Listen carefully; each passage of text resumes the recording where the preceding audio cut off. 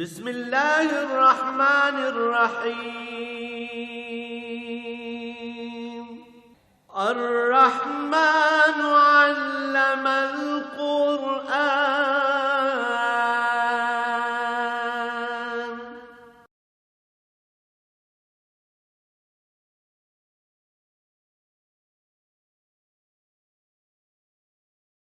الحمد للہ رب العالمین والصلاة والسلام علی حبیبہ محمد وعلی آلہ وصحبہ اجمعین۔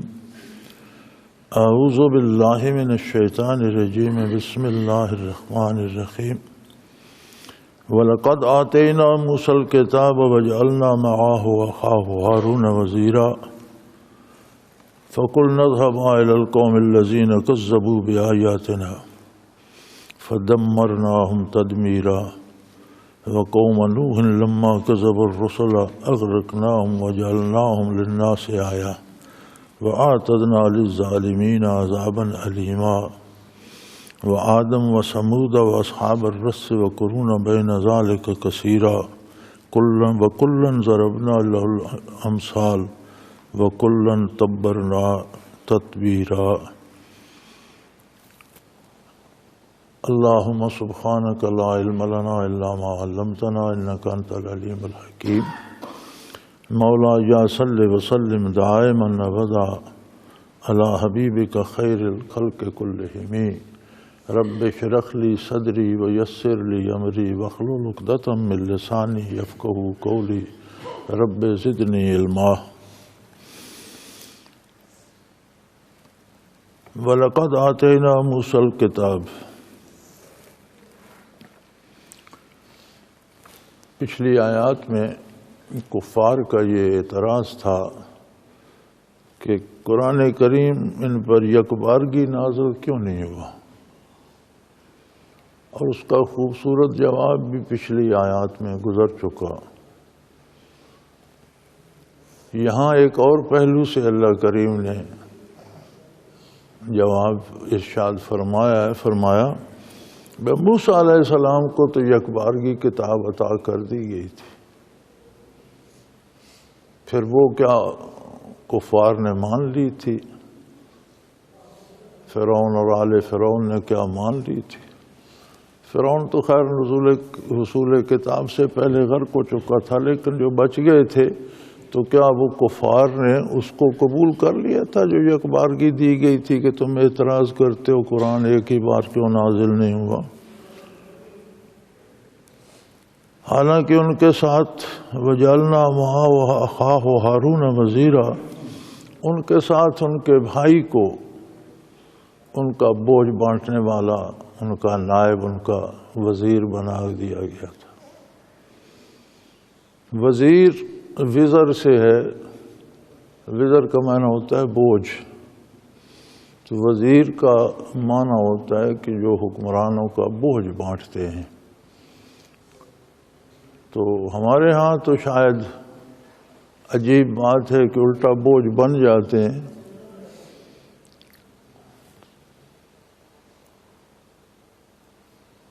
تو وزارت کا مقصد یہ ہوتا ہے کہ ایک ہی بندہ سارے کام نہیں کر سکتا، ہر کوئی انسان ہے، تو مختلف شعبے ہوتے ہیں حکومتوں کے، پھر ان پر ایسے لوگ مقرر کیے جاتے ہیں جو اہل ہوں، کام کو سمجھتے ہوں اور اسے کر سکتے ہوں۔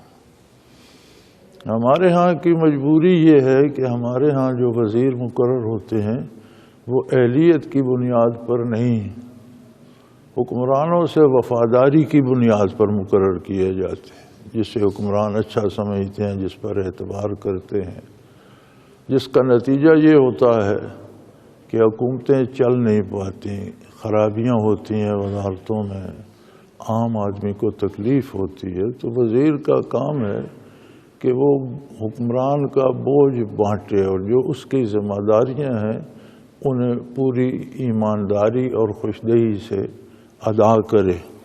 تو یہاں وزیر ہونا ایک بہت بڑی نعمت قرآن کی رائے میں ہے کہ وجعلنا معه اخاه ہارون وزیرا، ہم نے ان کا بوجھ بانٹنے والا، ان کا نائب ہارون علیہ السلام کو بھی بنا دیا، انہیں بھی نبوت عطا کر دی، انہیں بھی وہ قوت، وہ استعداد، وہ معرفت الہی کا درجہ جو انبیاء کا ہوتا ہے وہ عطا کر دیا۔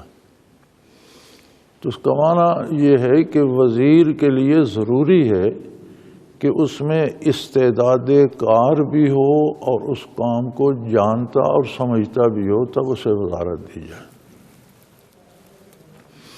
تو یہاں کفار کو جواب دیا جا رہا ہے کہ جب انہیں کتاب دی گئی اخبار کی، پھر ان کے ساتھ حضرت ہارون علیہ السلام کو ان کا نائب بنا کر نبوت عطا کی گئی، وہی اہلیت و استعداد جو انبیاء میں ہوتی ہے عطا کی، تو کیا تم نے ان کی بات مان لی تھی؟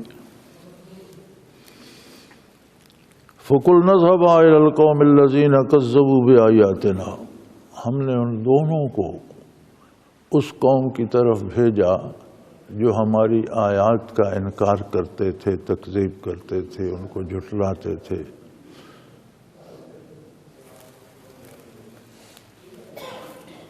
کذبوا، تکذیب یہ ہوتی ہے کہ کسی بات کو جھوٹا کہا جائے۔ تو وہ قوم انبیاء کو یہ کہتی تھی کہ یہ جو آپ کا دعوی نبوت ہے، یا آپ کہتے ہیں یہ اللہ کے احکام ہے، اللہ کی کتاب ہے، یہ جھوٹ ہے، آپ سچ نہیں کہتے۔ فرمایا اگرچہ موسیٰ علیہ السلام نے بھی پوری کوشش کی، ہارون علیہ السلام نے بھی محنت کی، اللہ کریم نے بہت سے معجزات عطا فرمائے، وہ سارے معجزات بھی اس قوم نے دیکھے۔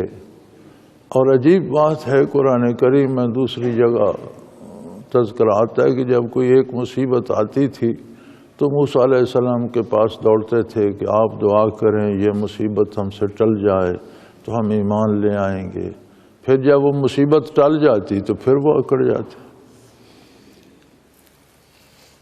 تو جب انہوں نے مان کر نہ دیا تو فدمرناہم تدمیرا، تو فرمایا ہم نے انہیں تباہ و برباد کر دیا، ان کا نام و نشان نہ چھوڑا، وہ داستان عبرت بن کر رہ گئے، جنہیں اپنی طاقت پر، اپنی دولت پر، اپنے لو لشکر پر بڑا ناز تھا، ان کا نام و نشان مٹ گیا اور عبرت کی داستان بن کر رہ گئے۔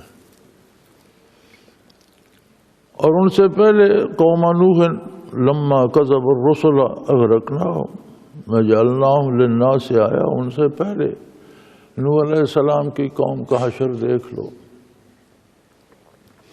ہم سمجھتے ہیں کہ آج کے عہد میں ہم نے مادی علوم میں بڑی ترقی کی ہے۔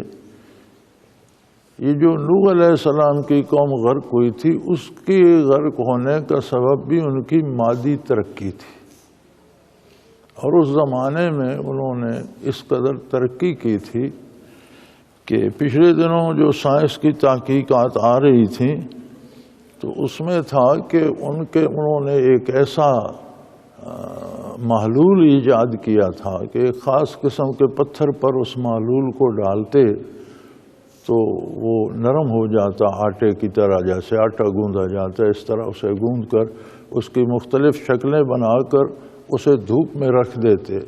وہ دن کو سورج کی روشنی جذب کرتا، ساری رات وہ روشنی دیتا رہتا تھا۔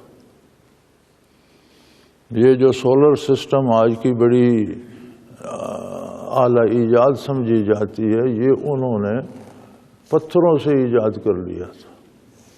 بلکہ میں دیکھ رہا تھا وہ سائنسدان کہہ رہے تھے کہ زمین کی کھدائی کے دوران ایک جگہ سے ایک کمرہ سا نکلا، اس میں سے ہمیں ایک محلول کی بوتل بھی ملی، اور ہمارا خیال تھا کہ اسے ٹیسٹ کریں گے، یہ وہی محلول ہوگا، لیکن وہ کسی کے ہاتھ سے گر کر ٹوٹ گئی اور وہ محلول ضائع ہو گیا۔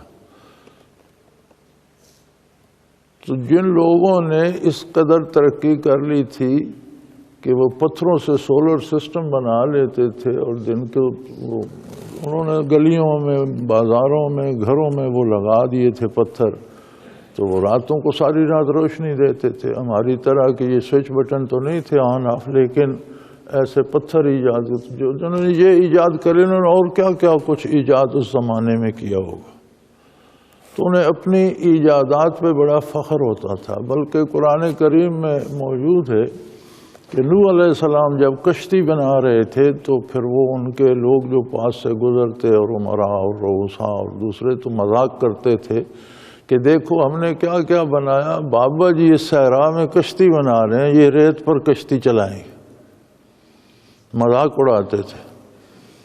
تو حضرت نوح علیہ السلام نے فرمایا کہ تم مذاق کر لو، ایک وقت آئے گا ہم تمہارے ساتھ اسی طرح مذاق کریں گے، تمہیں سمجھ آ جائے گی کہ کشتی کی ضرورت کیوں پیش آئی اور کشتی کیسے چلتی ہے۔ تو فرمایا قوم نوح علیہ السلام کی قوم جس کو ہم نے اتنی نعمتیں دیں، اتنا شعور دیا، اتنی سمجھ دی، اتنی علوم عطا فرمائے، لما کذبوا، اس سب کے باوجود جب انہوں نے انکار ہی کیا۔ اللہ کریم جب انسان کو عقل عطا فرماتے ہیں، شعور عطا فرماتے ہیں، تو اپنی حیثیت کے مطابق ہر بندے کے پاس شعور ہے، وہ زندگی گزارنا جانتا ہے، اپنی ضرورتوں کو سمجھتا ہے، ضرورتوں کی تکمیل کے لیے ذرائع پیدا کرتا ہے، روزی پیدا کرتا ہے، گھر سنبھالتا ہے، بال بچے پالتا ہے، بچے ہوتے ہیں، تو اپنا مقام دنیا میں بنا کے رہنا چاہتا ہے۔ تو فرمایا اس دنیا عارضی وقتی فانی دنیا کے لیے اس سارے شعور کو استعمال کرتے ہو اور ابدی اور ہمیشہ رہنے والی دنیا کے لیے کیوں نہیں کرتے؟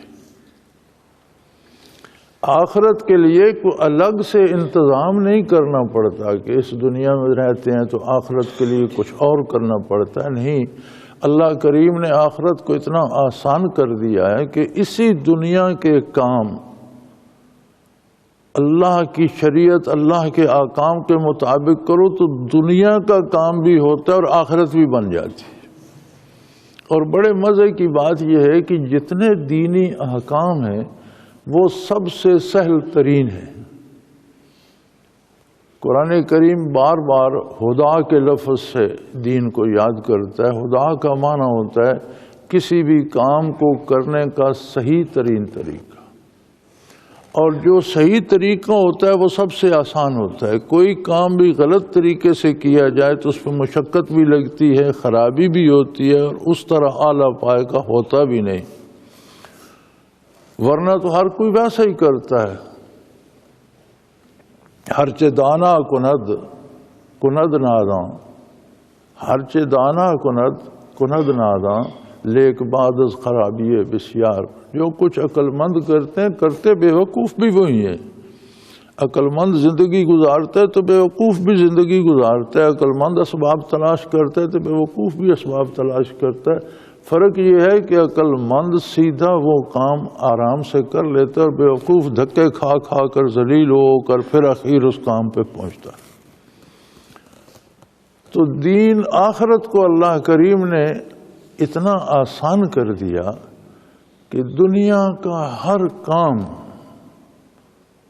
آپ شرعی حدود کے اندر کریں تو وہ کام، دنیا کا کام بھی آسان ہے، اس میں برکت بھی زیادہ ہے، آرام بھی ہے، اور اسی پر آخرت کی تعمیر بھی ہے، اس کا آخرت میں اجر بھی ہے۔ کوئی الگ سے اہتمام نہیں کرنا پڑتا۔ یہی سونا جاگنا، کھانا پینا، جینا مرنا، شادی بیاہ، غمی خوشی، خرید و فروخت، بیع و شراء، بزرگوں سے، والدین سے، چھوٹوں سے، دوستوں سے، دشمنوں سے تعلقات بھی شریعت کے مطابق رکھے جائیں۔ شریعت نے اتنی رہنمائی کی ہے کہ دوستی تو دوستی، دشمنی کی بھی حدود متعین کر دی ہیں، اور شریعت کے مطابق زندگی بسر کرنا دنیا میں بھی آسانی ہے اور اس پر آخرت کی تعمیر بھی ہوتی ہے۔ لیکن بدبخت تھے کہ نوح علیہ السلام کی قوم کے پاس 950 سال تو انہوں نے تبلیغ کی، 950 سال قوم نے مان کر نہیں دیا۔ جب طوفان آیا تو مفسرین لکھتے ہیں کہ 80-82 یا اتنے مرد عورت، اتنے لوگ تھے جو آپ پر ایمان لائے۔ 950 سال کی محنت۔ لما کذب الرسل، جب انہوں نے ہمارے انبیاء کی دعوت کا انکار کیا، اغرقناہم، تو ہم نے سب کو غرق آب کر کے تباہ کر دیا، ان کا نشان مٹا دیا، ان کی داستان عبرت کا سبب بن کر دنیا میں باقی رہ گئی۔ وَجَعَلْنَاهُمْ لِلنَّاسِ آیا، اور لوگوں کے لیے ہم نے انہیں نشان عبرت بنا دیا۔ لیکن انسانی مزاج بھی عجیب ہے، دنیا مادی ہے اور انسان کا وجود اور وجود کی حیثیات بھی مادی ہیں۔ عناصر اربعہ کے ملنے سے نفس پیدا ہو جاتا ہے، تو نفس کی اصل بھی مادہ ہی رہا، چونکہ عناصر اربعہ کے ملنے سے پیدا ہوتا ہے۔ پھر دنیا کو دنیا اس لیے بھی کہتے ہیں کہ دنیا کہتے ہیں قریب کی چیز کو، کہ یہ سامنے ہے، ہر ایک کے سامنے ہے۔ تو یہ ساری چیزیں مل کر انسان کو اسی دنیا میں دھکیل دیتی ہیں کہ وہ اسی لالچ میں رہتا ہے کہ یہ بھی حاصل کر لوں، وہ بھی حاصل کر لوں۔ اب آخرت کے لیے نور ایمان شرط ہے۔ ان ظاہری آنکھوں سے آخرت نظر نہیں آتی، ان کانوں سے آخرت کا کوئی پیغام سنائی نہیں دیتا، تو چونکہ آخرت یقین و ایمان پہ مدار ہے اس کا، اور اس ایمان کے لیے اللہ کریم نے انبیاء مبعوث فرمائے۔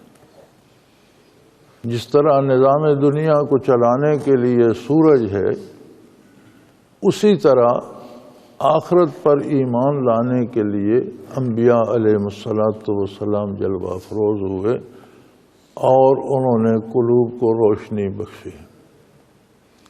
اب اگر سورج سے آنکھ بند کر لے کوئی، آنکھوں پہ پٹی باندھ لے، تو اس کے لیے سورج کا ہونا یا نہ ہونا برابر ہو جائے گا۔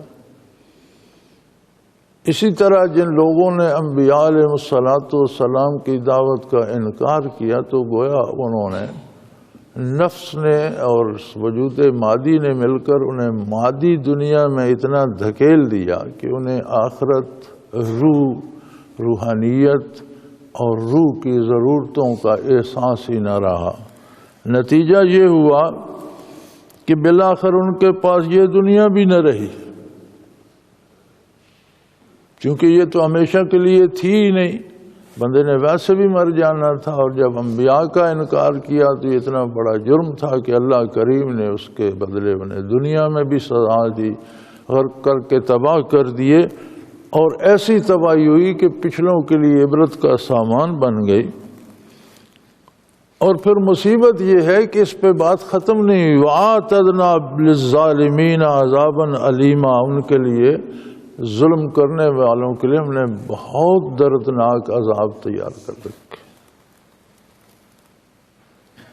یعنی اگر دنیا تباہ ہو گئی تھی، موت آ گئی تھی، اس پر بھی بات ختم ہو جاتی تو کوئی بات تھی، اس پہ ختم نہیں ہوئی۔ دنیا کے دکھوں سے کروڑوں اربوں گنا زیادہ دکھی اگلی زندگی ہو گئی، اور ہمیشہ کے لیے عذاب کی نظر ہو گئی، اور دردناک عذاب۔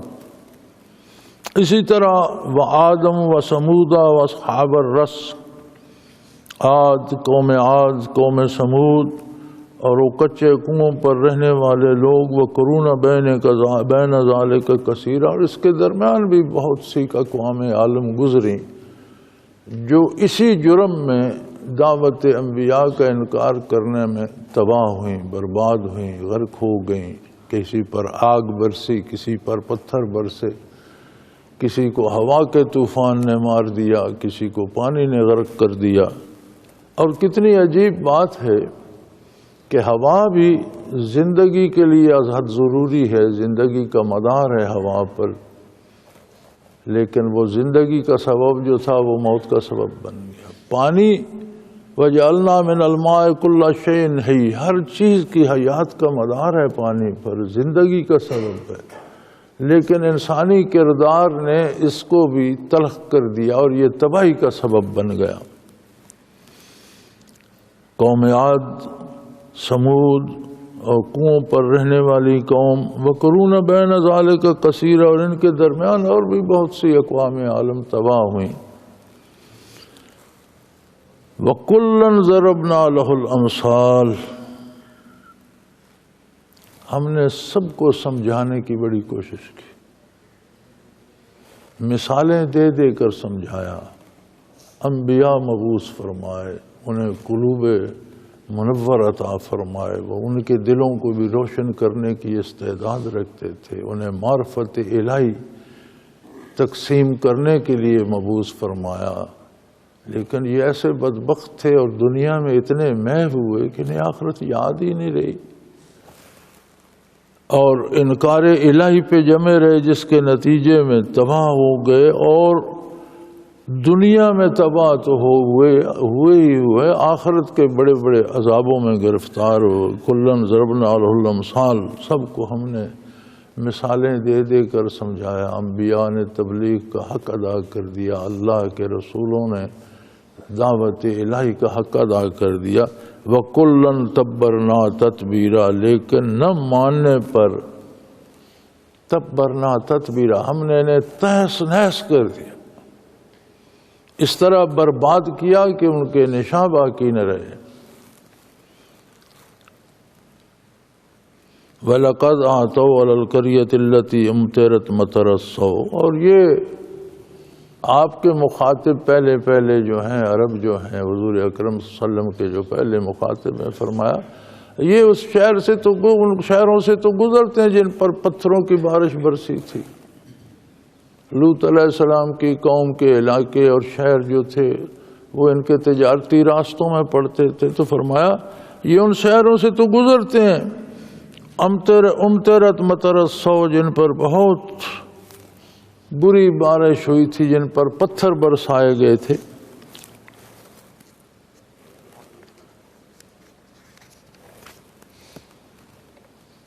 افلم یکونوا یرونہا، انہوں نے کبھی اسے دیکھتے ہیں تو یہ کبھی نہیں سوچا کہ یہ کیا ہوا اور کیوں ان پر آسمان سے پتھر برسے اور کیوں ان کی بستیاں الٹ کر زمین کے نیچے دبا دی گئیں اور کیوں ان کو تباہ کر دیا گیا۔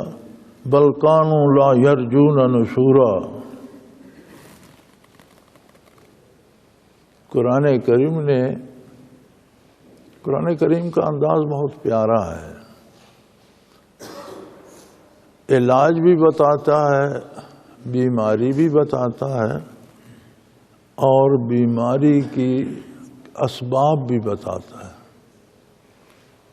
علاج تھا کہ یہ ایمان لاتے، بیماری تھی کہ کفر کرتے تھے، تو اس کیوں کفر کرتے تھے، ان کی بیماری کا سبب کیا تھا؟ فرمایا بل کانوا لا یرجون نشورا، انہیں قیامت کا اور حشر نشر کا یقین نہیں تھا، انہیں اس بات کا یقین نہیں تھا کہ مجھے اللہ کے حضور اٹھ کر پیش ہونا ہے۔ اور عجیب بات ہے، ہر گناہ میں اس یقین کی کمزوری موجود ہوتی ہے۔ آپ ظاہری دنیا میں دیکھ لیں نا، ہمارے ملک میں اب کتنی دہشت گردی ہے، قتل عام ہو رہا ہے، لوٹا جا رہا ہے، لوگوں کو ڈاکے ہوتے ہیں، قتل ہوتے ہیں۔ اس کا بنیادی سبب یہ ہے کہ حکومت کی گرفت کمزور ہے۔ ہر مجرم کے ذہن میں یہ ہوتا ہے کہ مجھے کوئی نہیں پوچھے گا، میں پکڑا نہیں جاؤں گا، اگر پکڑا گیا تو سفارش ہو جائے گی، رشوت دے دوں گا، چھوٹ جاؤں گا۔ یعنی سزا اور جزا کا جو نظام ہے وہ جب کمزور ہوتا ہے تو جرائم بڑھ جاتے ہیں۔ اور اسی ملک میں ہم نے دیکھا جب جزا و سزا کا نظام مضبوط تھا تو اس طرح کا جرائم تو پھر بھی ہوتے ہیں، انسانی مظاہر، لیکن اس طرح نہیں ہوتے تھے۔ غیر مسلموں کی حکومت تھی، انگریز کی حکومت تھی، وہ بھی پرامن تھا، اس طرح نہیں ہوتے تھے۔ کوئی خال کوئی بندہ جرائم پیشہ ہوتا تھا، اور وہ بھی پولیس کے وہ پاس ریکارڈ ہوتے تھے ان کے، اور ان کو ہر دفعہ کھینچے پھرتے ہوتے تھے۔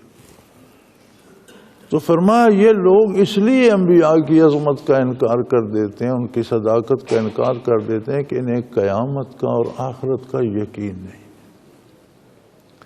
ہم اپنی زندگی میں تھوڑا سا غور کریں، الحمدللہ ہم مسلمان ہیں، اللہ کا احسان ہے۔ اس مسلمانی کے ساتھ پھر تاکید کی ہے قرآن نے الذین یؤمنون بما انزل الیک وما انزل من قبلک، وہ لوگ جو کچھ آپ پر نازل ہوئے، جو اس پر ایمان لاتے ہیں، جو پہلی کتابیں ان کو بھی اللہ کا کلام مانتے ہیں، تو مسلمان تو ہو گئے، قرآن کو بھی مانا، پہلی کتابوں کو بھی مانا، انبیاء کو بھی مانا، حضور پر بھی فرمایا الذین یؤمنون بما انزل الیک وما انزل من قبلک وبالآخرۃ ہم یوقنون، اور آخرت کا پکا یقین رکھتے ہیں. یعنی یہ کلمہ پڑھنے کے بعد بھی اس کی ضرورت ہے کہ اس پر اعتماد اور یقین مکمل کیا جائے. تو ہم جو چھوٹے چھوٹے جرائم بھی کرتے ہیں، کوئی ملاوٹ کر دیتا ہے، 2-4 کلو دودھ ہوتا ہے گائے یا بھینس کا، اس میں 2 کلو پانی ملا دیتے ہیں، ساری تمہاری تجارت تو 4 کلو دودھ کی، ایسے کیوں آرام کر رہا؟ اب اگر اسے یہ خیال آئے کہ یہ جو میں پانی ملا رہا ہوں یہ قبر میں پوچھا جائے گا، میدان حشر میں جواب دیں، تو کیا وہ پانی ملائے گا؟ ہم کسی کا مال کھا جاتے ہیں، اگر ہمیں یہ یقین ہو کہ اللہ کریم اس کی جواب طلبی کریں گے اور سزا دیں گے، تو جرم کی بنیاد جو ہے وہ آخرت پر ایمان کی کمزوری کو قرار دیا قرآن نے، اور حق ہے. تو فرمایا اتنی محنت کی نوح علیہ السلام نے، اتنی محنت کی لوط علیہ السلام نے، اتنی محنت کی تمام انبیاء نے، اور یہ قومیں نبی کے ہوتے ہوئے تباہ ہو گئیں، برباد ہو گئیں، ایمان نہ لا سکیں. اتنی شدید ان کی غفلت کا سبب کیا تھا؟ فرمایا لا یرجون نشورا، انہیں قیامت کے اٹھ کر جواب دینے کا یقین نہیں تھا، امید ہی نہیں تھی. ان کا یہ خیال مر گئے، ختم ہو گئے. وَإِذَا رَأَوْكَ يَتَّخِذُونَكَ إِلَّا هُزُوًا. اللہ کریم فرماتے ہیں ان کا اندھا پن دیکھیے. نبی علیہ السلام کا اپنی ارشاد گرامی ہے، حدیث پاک ہے، جس کا مفہوم یہ ہے کہ جب سے عالم انسانیت بنی میں بہترین لوگوں میں رہا. آدم علیہ السلام سے لے کر دنیا میں ولادت باسعادت تک خاندانوں میں سے اچھے خاندانوں میں، گھرانوں میں سے اچھے گھرانوں میں، افراد میں سے اچھے افراد میں رہا. آپ کی خاندانی وجاہت بھی تھی، پھر آپ کا حسن ظاہر جو تھا وہ بھی لاجواب تھا. کوئی کائنات میں آپ جیسا دوسرا نہیں تھا. اللہ کریم نے پیدا ہی نہیں فرمایا. وہ ایک ربائی ہے حضرت حسان بن ثابت کی کہ وَأَحْسَنَ مِنْكَ لَمْ تَرَ قَطُّ عَيْنِي وَأَجْمَلَ مِنْكَ لَمْ تَلِدِ النِّسَاءُ. میں نے آپ سے خوبصورت میری آنکھ نے کبھی نہیں دیکھا، اور آپ سے خوبصورت فرزند کسی ماں نے پیدا ہی نہیں کیا. احسن منک لم تر قط عینی واجمل منک لم تلد النساء خلقت مبرئا من کل عیب کانک قد خلقت کما تشاء. آپ ہر عیب، ہر کمزوری سے مبرہ پیدا فرمائے گئے، جس طرح آپ کی تعلیمات ہر غلطی سے پاک ہیں. ایسے پتہ لگتا ہے کہ آپ کو آپ کی پسند کے مطابق پیدا فرمائے گئے، کہ آپ کی پسند بھی ہر کمال کو پسند کرتی ہے، کوئی کمی آپ کی پسند میں بھی نہیں ہے.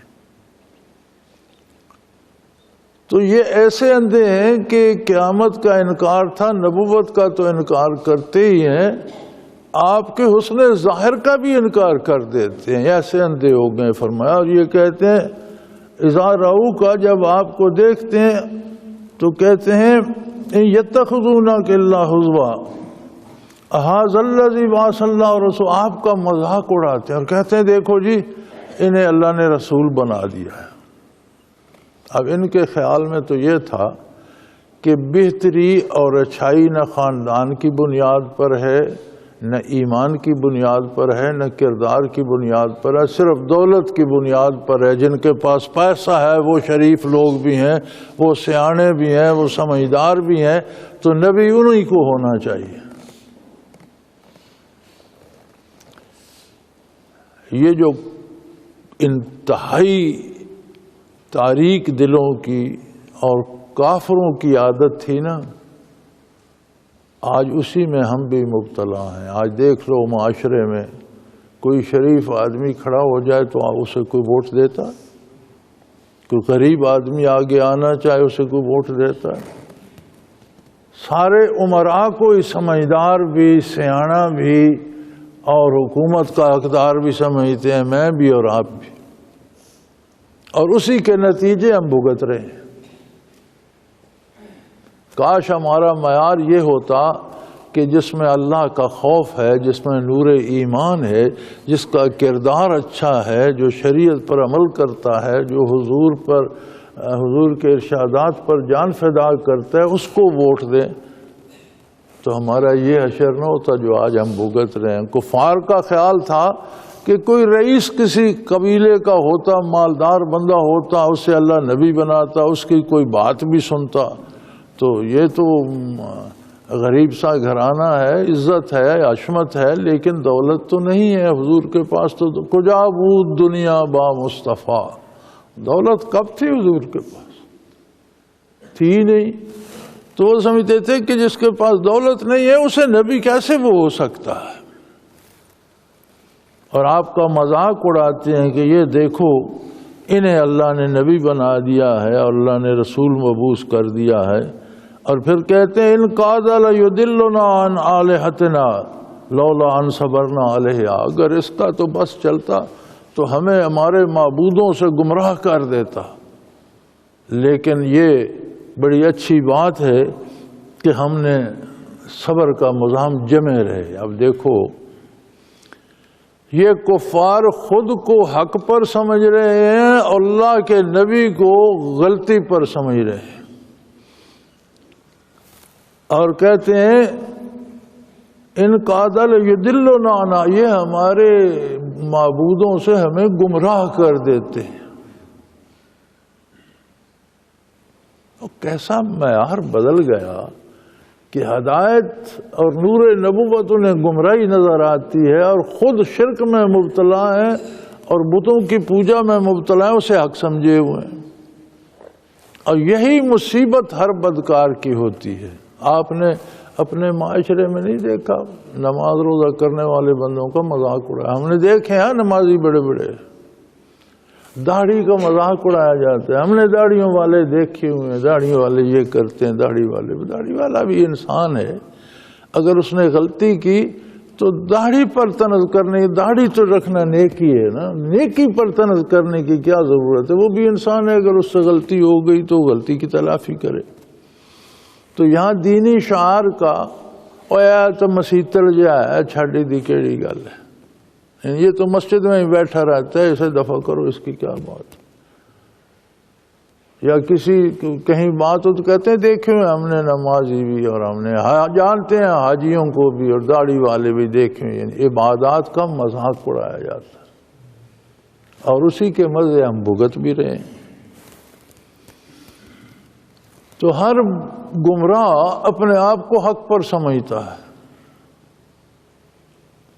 گناہ کو، جرم کو گناہ یا جرم سمجھنا اور پھر گناہ کرنا یہ فسق ہے، گناہ ہے۔ برائی کو برائی، حرام کو حرام سمجھتا ہے اور کھاتا بھی ہے تو یہ برائی ہے، گناہ ہے، جرم ہے۔ لیکن گناہ کو درست سمجھنا، ثواب سمجھنا کفر ہے، حرام کو حلال سمجھنا کفر ہے، اسی طرح حلال کو حرام سمجھنا کفر ہے۔ ہر بندہ سود کھائے جا رہا ہے بے درے، اس کا نام کبھی مارکا رکھ لیتے ہیں، کبھی منافع رکھ لیتے ہیں۔ بھئی کتے کا نام بکرا رکھ لو گے تو حلال ہو جائے گا، نام بدلنے سے کیا ہوگا؟ اگر کھا رہے ہو تو سود کو حرام سمجھ کے تو کھاؤ کہ یہ حرام ہے، میں حرام کھا رہا، تو یہ گناہ ہوگا۔ جب آپ اسے جائز کرتے ہو تو وہ تو کفر ہو جاتا ہے۔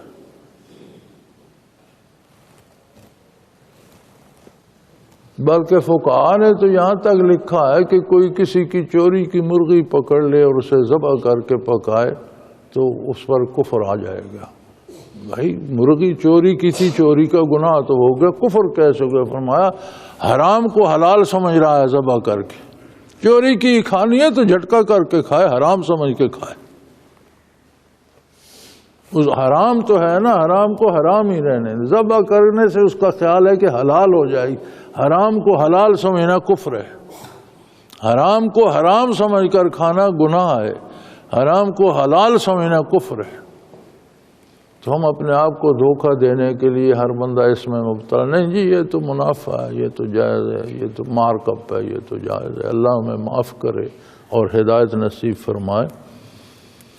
تو یہ بھی کفار کہتے تھے کہ جی اگر ہم صبر نہ کرتے، جم کر نہ رہتے تو یہ تو ہمیں گمراہ کر دیتے ہمارے بتوں سے۔ لوگ کر لو گل، توحید باری کا اقرار اور بتوں سے انکار کو وہ کفر کہہ رہے ہیں، گمراہی کہہ رہے ہیں۔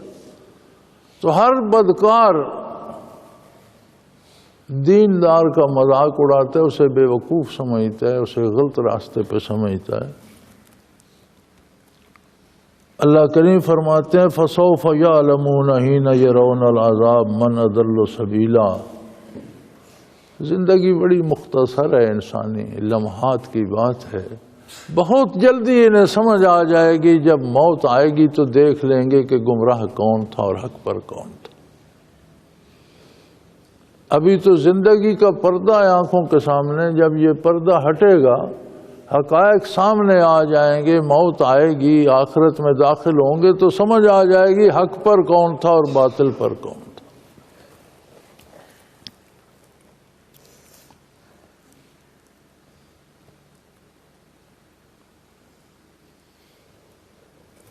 چکرالہ میں ایک عالم ہوا کرتے تھے، وہ لکھنؤ سے یا کہاں سے فارغ التحصیل تھے اور بڑا ان کا ڈنکا بجتا تھا۔ پھر حضرت رحمۃ اللہ تعالی علیہ تعلیم سے فراغت پا کر جب وہاں وارد ہوئے، گھر میں مقیم ہوئے تو حضرت کے ساتھ ان کے پھر مناظرے چل پڑے، اور حضرت نے بڑی جرأت اور بڑی قوت اور علمی دلائل سے انہیں مغلوب کیا۔ تو وہ حضرت سے عمر میں زیادہ تھے، فوت ہو گئے۔ ایک روز ہم حضرت رحمۃ اللہ علیہ اس وقت آگے گاڑی نہیں جاتی تھی، جو چکرالے کے باہر تھانہ ہے وہاں تک کچی سڑک تھی، وہاں سے آ کر گاڑیوں پر بیٹھتے تھے۔ پھر بعد میں آگے منڈی بن گئی، پھر تھوڑی آگے تک کچی سڑک بن گئی۔ تو عموماً گھر سے نکلتے حضرت تو گاؤں سے باہر جا کر، چونکہ آپ کا گھر شمالی طرف ہے، تقریباً شمالی سرے پر ہے، تو جنوبی سرے سے نکل کر سارے گاؤں سے گزر کر پھر آگے ایک تالاب آتا تھا اور ساتھ بہت بڑا قبرستان تھا۔ پھر آگے وہ تھانہ تھا اور تھانے کے پاس جا کر بس میں بیٹھتے تھے۔ تو اسی قبرستان میں وہ بھی دفن تھا۔ تو ایک دن وہاں سے گزرے تو حضرت فرمانے لگے، قاضی صاحب ساتھ تھے، قاضی ثناء اللہ مرحوم، اللہ پاک ان کے درجات بلند۔ قاضی صاحب مولوی صاحب سے بات تو کرتے۔ حضرت کیا بات کر، پوچھو تو صحیح، اب تو انہیں پتہ چل گیا ہوگا کہ حق کیا تھا اور باطل کیا تھا، یہاں تو میرے خلاف مناظرے کرتے تھے، ذرا اب تو پوچھو۔ تو کہنے لگے جی وہ کہتے ہیں جی بڑا ظلم کیا ہے اپنے آپ کے ساتھ، ساری عمر دلائل جمع کر کر کے اور کتابیں پڑھ پڑھ کے اور یہی تلاش کرتے رہے، اور ساری عمر باطل کو حق بناتے رہے اور حق کو باطل ثابت کرتے۔ یہاں آ کر پتہ چلا کہ ہم نے جو کچھ کیا بڑا ظلم کیا اور سارا اپنے اوپر بوجھ ڈالتے رہے، اور یہاں لیکن اب کیا ہو سکتا۔ حضرت نے دوسرا سوال کیا کہ ان سے پوچھیں کبھی کہیں کوئی نجات کی امید ہے کہ عذاب ہو کر کبھی کسی زمانے میں؟ فرمایا نہیں، کوئی امید نہیں۔ تو یہاں قرآن کریم کہہ رہا تھا کہ ارشاد فرما رہا ہے وَسَوْفَ يَعْلَمُونَ حِينَ يَرَوْنَ الْعَذَابَ، جب یہ بھی عذاب کو دیکھیں گے نا انہیں بھی سمجھ آ جائے گی، من اضل سبیلا، پتہ چل جائے گا کون حق پر ہے کون گمراہ ہے۔ اچھا ہوتا کہ یہ دنیا میں اس کا اندازہ کر لیتے کہ دنیاوی زندگی میں تو توبہ کا موقع موجود ہے، واپسی کا ایک راستہ ہے، جب یہ دنیا ختم ہو جائے گی تو واپسی کا راستہ نہیں رہے۔ وہ دنیا دار الجزا ہے، دار العمل نہیں ہے، وہاں جو کچھ ہم کر چکے ہیں اس کا بدلہ ملے گا، وہاں کرنے کا کچھ نہیں، کرنے کا یہاں ہے۔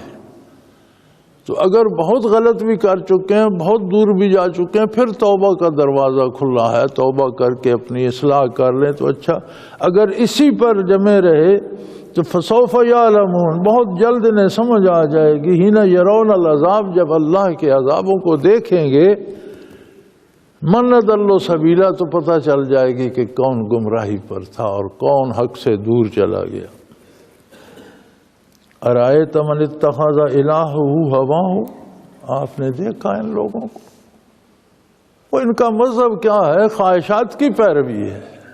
بھئی بڑی خوبصورت کفر اور شرک کی تشریح کی ہے قرآن کریم نے، اللہ کا کلام ہے، یہ اسی کو زیبا ہے ایسی باتیں کرے۔ فرمایا یہ جو بتوں کو پوجتے ہیں یا انسانوں کو پوجتے ہیں یا مختلف انہوں نے اپنے بنا رکھے ہیں معبود، یہ معبودوں کی نہیں، یہ اپنی خواہشات کی پوجا کرتے ہیں۔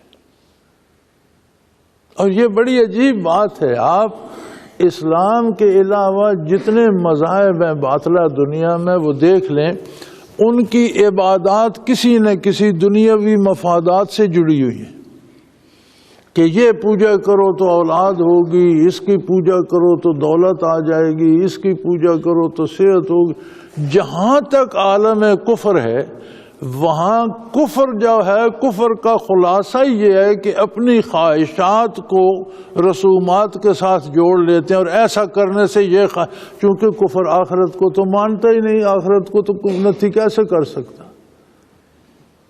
تو اللہ کریم نے فرمایا فرأیت من اتخذ الہہ ہواہ، آپ نے ان لوگوں کو دیکھا، ان کے مذہب کے جھوٹ ہونے کی یہی بڑی دلیل ہے کہ انہوں نے اپنی خواہشات کو معبود بنا رکھا۔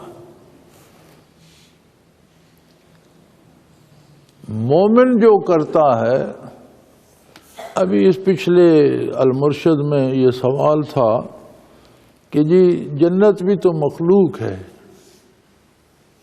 اور جنت کی طلب کا حکم قرآن میں بھی ہے، تو مخلوق کی طلب اور مخلوق کی آرزو میں تو پھر یہ کیا ہوا؟ بڑا خوبصورت سوال تھا، اور الحمدللہ المرشد پروگرام جو دیکھتے ہیں انہیں کچھ نہ کچھ سمجھ آنے لگ جاتی، بڑے خوبصورت سوال کرتے ہیں۔ تو میں نے کہا بھئی جنت بجائے خود فی نفس ہی جنت مطلوب نہیں ہے، جنت مطلوب اس لیے ہے کہ وہ رضائے الہی کی سند ہے۔ اب ایک بندہ پی ایچ ڈی کرتا ہے تو اس کا یہ مطلب نہیں کہ وہ کاغذ کا ٹکڑا اس کا مقصد ہے، مقصد تو اس کا علم کا حصول ہے، لیکن وہ جو سند ملتی ہے وہ اس بات پہ دلیل ہے کہ اس نے اتنا علم حاصل کیا۔ تو جنت رہائش گاہ ہے ان لوگوں کی جن پر اللہ کریم راضی ہوں گے، انہیں جنت دیں گے۔ تو مطلوب رضائے الہی ہے، فی نفسی جنت نہیں، جنت دلیل ہے رضائے الہی کی، اس لیے مطلوب ہے۔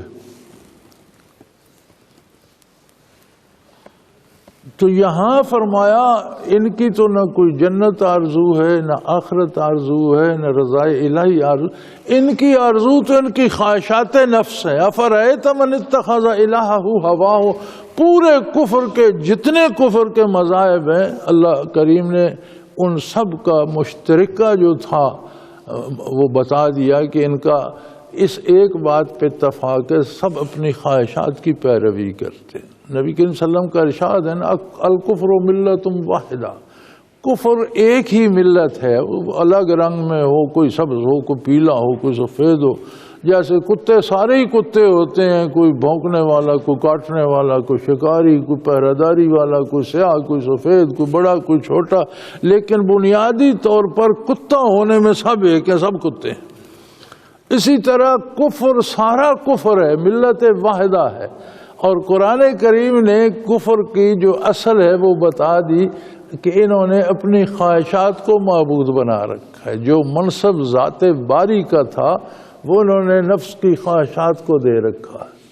کسی کی پوجا کرتے ہیں، جی یہاں سے دولت ملے گی، یہ رسم ادا کرو تو عمر لمبی ہو جائے گی، یہ رسم ادا کرو تو فلاں بیماری ٹھیک ہو جائے گی، یہ رسم ادا کرو تو اولاد ملے گی، یعنی خواہشات جو ہیں نفس کی ان کو پوجتے ہیں اور الزام بتوں پہ لگا رکھا ہے۔ اور اب جو فرشتوں کی پوجا کرتے ہیں تو آخرت کو پرسش ہوگی، اللہ کریم پوچھے گا کہ ان لوگوں کو، تو وہ کہیں گے یا اللہ ہمیں کب زیب دیتا تھا کہ لوگوں کو اپنی پوجا پہ لگاتے، تو ان کے اپنے خواہشات کی پیروی کرتے ہیں، ہمارا تو نام لیتے ہیں۔ انبیاء سے پوچھا جائے گا، عیسیٰ علیہ السلام سے سوال ہوگا کہ آپ نے ان لوگوں کو کہا تھا کہ مجھے اور میری ماں کو معبود بنا لو، تو فرمائیں گے یا اللہ میں تیرے سامنے رہا، جو کچھ میری زندگی میں تھا وہ آپ کے سامنے تھا، جب آپ نے مجھے اٹھا لیا تو آپ جانتے ہیں پیچھے یہ کیا کرتے رہے، آپ جانتے ہیں، مجھے تو یہ زیب ہی نہیں دیتا تھا کہ میں ہی نہیں کہتا، میں نے تو آپ کے احکام پہنچائے۔ تو پھر مبہوت ہو جائیں گے کہ یار جن کو ہم نے معبود بنا، یہ پتھر بھی جن کے بت بناتے ہیں، یہ پتھر بھی چیخ اٹھیں گے، یا اللہ ہم تو پتھر تھے، ہم میں کب توفیق تھی کہ ہم کوئی شکل اختیار کرتے یا ہم ان کو بلاتے، یہ تو ان کی اپنی بدبختی ہے، پیروی تو خواہشات کی کرتے رہے، الزام ہمارے ذمہ لگاتے رہے۔ تو بہت خوبصورت تشریح کی ہے قرآن کریم نے، من اتخذ ارأیت من اتخذ الہہ ہواہ، آپ نے دیکھا ان لوگوں کو جو آپ پر ایمان نہیں لاتے، انہوں نے اپنی خواہشات کو معبود بنا رکھا اور اس کی پوجا، ان کی پوجا کرتے ہیں۔ افانت تکون علیہ وکیلا، اب آپ ان کی چوکیداری تو نہیں کر سکتے، اللہ نے قوت فیصلہ ہر فرد و بشر کو دی ہے، یہ ہر بندے کا ذاتی فیصلہ ہے کہ وہ ایمان لاتا ہے یا نہیں لاتا، اللہ کو مانتا ہے یا نہیں مانتا۔ زندگی کے معاشرے کے اصول و ضوابط ہیں، جو نہیں مانتا اس کو بھی ان ضابطوں کے اندر رہنا ہے، جو مانتا ہے اسے بھی ان ضابطوں کے اندر رہنا ہے۔ اور اللہ ایسا کریم ہے، فرمایا جو مجھے نہیں مانتے میں نے انہیں اختیار دیا ہے، میں نے انہیں انسانی قلب دیا ہے، میں نے انہیں انسانی استعداد دی ہے، معرفت حق کی استعداد دی ہے، پھر دنیا میں بھیجا ہے۔ اگر دنیا میں کھو کر وہ میری معرفت کی استعداد ضائع کرتے ہیں تو اپنا نقصان کر رہے ہیں، کسی کو ان پر تلوار لے کر دوڑنے کی ضرورت نہیں، کوئی انہیں مجبور نہیں کر سکتا۔ جو ضابطے اللہ نے معاشرے میں زندہ رہنے کے لیے بنائے ان میں مومن کے جہاں حقوق ہیں کافر کے بھی ہیں، جہاں حدود اور شرائع مومن کے لیے ہیں وہاں کافر کے لیے بھی حدود و قیود ہیں، یہ کر سکتا ہے یہ نہیں کر سکتا، اس کی جان مال آبرو کو بھی وہی تحفظ دیا گیا ہے جو مومن کی جان مال آبرو کو دی ہے، اس کے بچوں کی تعلیم کا اہتمام کیا جائے، اسے تکالیف، بلکہ مومن پر جہاد فرض ہے اور کافر تو ذمہ ہے، وہ جزیہ دے، اس کے لیے جہاد نہیں ہے، ملک کا دفاع، مسلمانوں کا ملک ہے تو مسلمان دفاع کریں اور کافروں کی بھی حفاظت بھی کریں۔ تو اللہ کریم فرماتے ہیں آپ ان پر کوئی نگہبان یا چوکیدار یا آپ نے انہیں کوئی زبردستی تو دین میں لانا نہیں ہے، نہ یہ آپ کی ذمہ داری ہے، آپ کی ذمہ داری ہے آپ نے اللہ کا پیغام پہنچا دیا، اب فیصلہ ان کا ہے۔ یہ جو کہتے ہیں کہ اسلام تلوار سے پھیلا، وہ ذرا قرآن کریم کی اسی ایک آیت پہ غور فرما لیں، اور یہ ایک آیت نہیں ہے، جگہ جگہ اس کا تذکرہ ہے، اور حضور اکرم صلی اللہ علیہ وسلم کو خطاب کر کے فرمایا گیا کہ آپ ان پر کوئی داروغے نہیں ہیں، آپ ان پر کوئی نگہدار نہیں ہیں، یہ ان کا فیصلہ ہے، وہ کفر میں رہنا چاہتے ہیں یا اسلام قبول کرنا چاہتے ہیں۔ ایک دنیا نے جو اسلام قبول کیا وہ محمد الرسول اللہ صلی اللہ علیہ وسلم کے اخلاقات حسنہ اور آپ کی تعلیمات برحق جو تھی اس پر قبول کیا، تلوار سے کسی نے اسلام قبول نہیں۔ اگر تلوار سے لوگ اسلام قبول کرتے تو یہ جو ہندو سارے یہاں سے ہندوستان گئے، یہاں کتنے مزے میں تھے، وہ کلمہ پڑھ لیتے، بیٹھے رہتے۔ دولت ہندو کو کتنی پیاری ہوتی ہے، گھر کتنا پیارا، بڑے بڑے عالیشان محل اور مکان اور جاگیریں اور مربے اور سونے اور چاندیاں چھوڑ کر مذہب لے کر چلے گئے۔ تلوار سے کوئی مذہب نہیں مانتا، یہ دل کا فیصلہ ہوتا ہے۔ اور اسلام اگر لوگوں نے قبول کیا تو اپنے دل سے، پسند سے، بہت خوبصورت انسانی معاشرہ دیکھ کر اور آپ صلی اللہ علیہ وسلم کا خوبصورت دین دیکھ کر، تو فرمایا یہ جو اپنی خواہشات کے پیچھے لگ گیا، فَأَنْتَ تَكُونُ عَلَيْهِ وَكِيلًا، کیا آپ ان کی نگرانی کر سکتے ہیں؟ یہ تو آپ کا منصب ہی نہیں، آپ کسی کو زبردستی تو نہیں روک سکتے، کفر کرتا ہے تو کر کے دیکھ لے۔ ام تحسب ان اکثرهم یسمعون او یاکلون، سبحان اللہ۔ فرمایا میرے حبیب، جو آپ کی اطاعت نہیں کرتے، آپ کا کیا خیال ہے کہ ان میں کوئی سننے اور سمجھنے کی صلاحیت ہے؟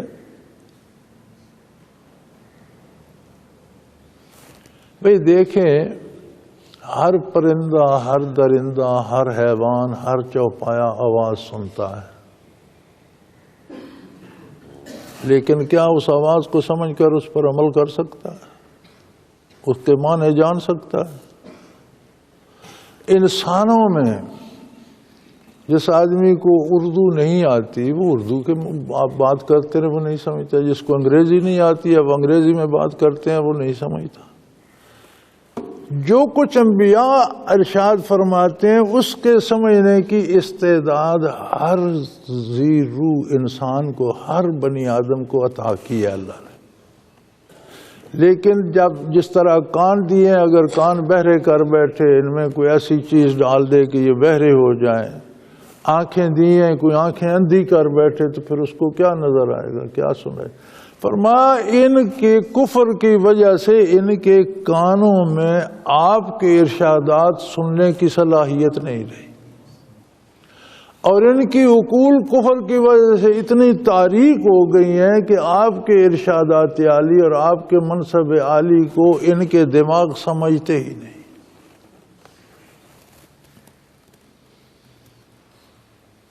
انہم الا کالانعام، یہ تو چوپاؤں کی طرح ہے،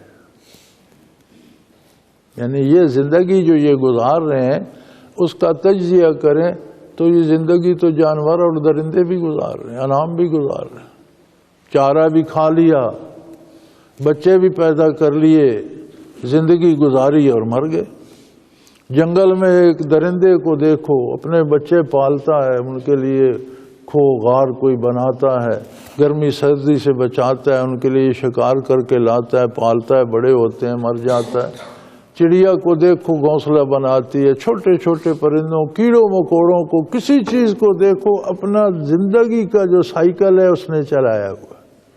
فرمایا انہیں تو ہم نے انسان پیدا کیا تھا اور انہیں معرفت الہی کی استعداد دی تھی، یہ اس عالم عظمت سے گر کر چوپاؤں کی زندگی پہ آ گئے۔ جو آپ صلی اللہ علیہ وسلم کی بات نہیں سنتا وہ انسان نہیں، جانور ہے۔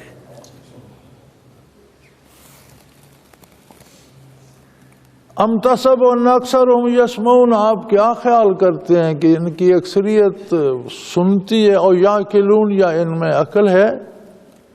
انہم الا کالانعام، یہ تو چوپاؤں کی طرح جی رہے ہیں۔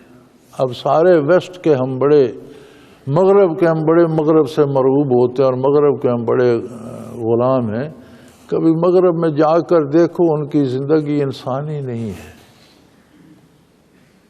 کوئی باپ کو باپ نہیں سمجھتا، کوئی بیٹی کو بیٹی نہیں سمجھتا، کسی بہن کے پاس بھائی نہیں ہے، کسی بھائی کی کوئی بہن نہیں ہے، کسی بیٹے کی کوئی ماں نہیں، کوئی رشتہ باقی نہیں رہا۔ یہاں ایک لڑکا تھا، ایک دفعہ مجھے کراچی جانے کا اتفاق ہوا، تو میرا خیال ہے سویڈن کا تھا شاید، اگر مجھے صحیح یاد ہے تو جوان تھا، بڑا خوبصورت گورنر رنگ کا، تو اسلام لے آیا، وہاں مدرسے میں پڑھتا تھا۔ تو ویسے ہی میرے ملاقات ہوگی، اتفاقاً مل گیا مجھ سے، تو میں نے پوچھا بھی تم کہاں سے ہو؟ سویڈن سے ہوں۔ تو اکیلے مسلمان ہو یا گھر والے بھی نہیں؟ اس نے کہا میں اس طرف آیا اور میں مسلمان ہوں۔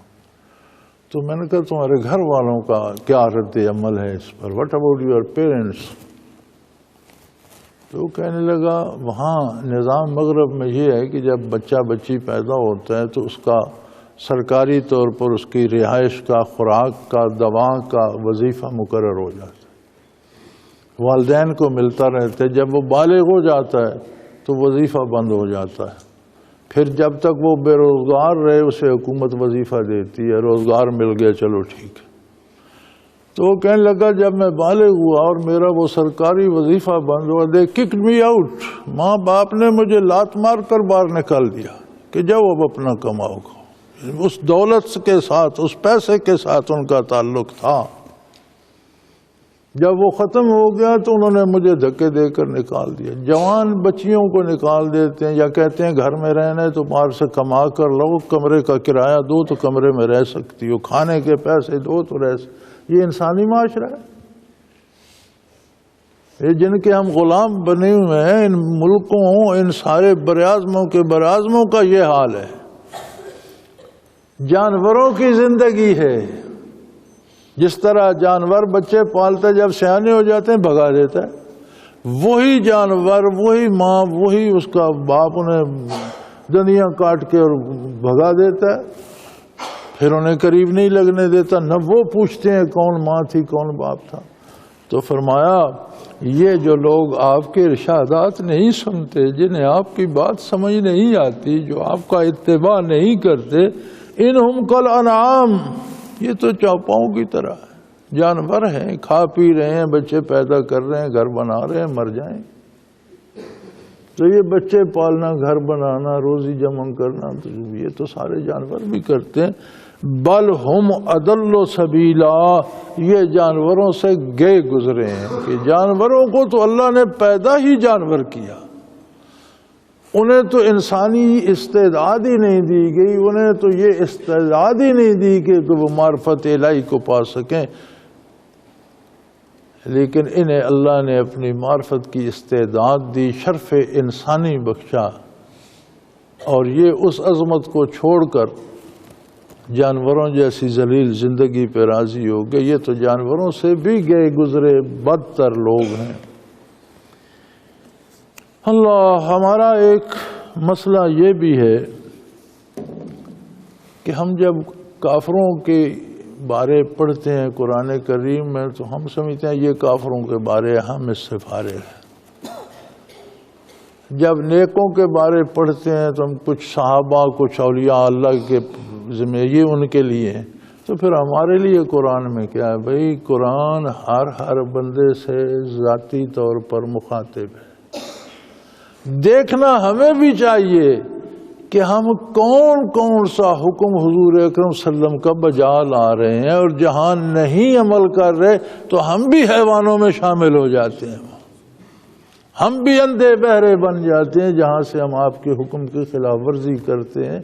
قرآن کسی خاص طبقے کے لیے نہیں، ہر متنفس سے اس کی ذاتی زندگی پہ بحث کرتا ہے، اور قرآن کریم کو اسی نظر سے پڑھنا چاہیے اور اپنا جائزہ لیتے رہنا چاہیے۔ اللہ ہمیں نیکی کی توفیق دے، ہمارے گناہ معاف فرمائے، ہماری توبہ قبول فرمائے۔ وآخر دعوانا ان الحمدللہ رب العالمین۔ اللہ اللہ اللہ اللہ اللہ اللہ اللہ اللہ۔ حضرت امیر محمد اکرم آوان مد ذلہ العالی دارالعرفان منارہ ضلع چکوال میں سالہ سال سے قرآن و حدیث کے اوپر خطابات کر رہے ہیں اور سلسلہ نقشبندیہ اویسیہ کے مطابق لوگوں کو ذکر الہی کی تربیت دے رہے ہیں۔ وہ قرآن پاک کی تفسیر ترتیب وار بیان کر رہے ہیں۔ تفسیر قرآن کو وہ موجودہ ملکی اور بین الاقوامی حالات کے مطابق بیان کرتے ہیں۔ موٹر وے سے کلر کہار کے انٹرچینج سے نکلتے ہوئے، کلر کہار کی جھیل سے ہوتے ہوئے، میانی، بوچھال اور نور پور سے گزرتے ہوئے دارالعرفان منارہ پہنچ سکتے ہیں۔ حضرت امیر محمد اکرم آوان نے بچیوں اور بچوں کی دینی اور دنیاوی تعلیم کے لیے سقارہ اکیڈمی کے نام سے ایک درسگاہ بھی قائم کی ہے، جس کا افتتاح ملک پاکستان کے صدر جنرل محمد ضیاء الحق نے اپنے دست مبارک سے کیا تھا۔ وہ تمام احباب جو اسلام کی طلب رکھتے ہیں ان سے گزارش ہے کہ دارالعرفان منارہ ضلع چکوال میں امیر محمد اکرم آوان صاحب کے خطابات سے مستفید ہوں۔ وہ ہر جمعے کو نماز سے پہلے بیان فرماتے ہیں۔